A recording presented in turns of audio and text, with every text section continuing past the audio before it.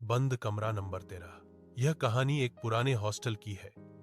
उस हॉस्टल में एक कमरा था, कमरा नंबर 13।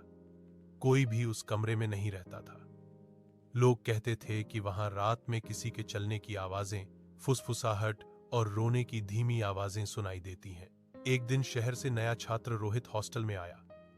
उसे इस कहानी पर बिल्कुल विश्वास नहीं था। वार्डन ने उसे दूसरा कमरा दिया, पर रोहित ने हौंसते हुए कहा, मैं 13 नंबर कमरे में ही रहूंगा। भूत वूत कुछ नहीं होते। सबने बहुत समझाया, लेकिन रोहित नहीं माना। पहली रात ठीक बीती। दूसरी रात कमरे में रखी अलमारी खुद धीरे से खुल गई। रोहित ने सोचा हवा होगी, पर खिड़की तो बंद थी। उसने ध्यान नहीं दिया और सो गया। तीसरी रात उसे किसी के कदमों की आवाज सुनाई देने लगी। ऐसा लग रहा था जैसे कोई कमरे में चक्कर लगा रहा हो। रोहित ने टॉर्च जलाई, कोई नहीं था।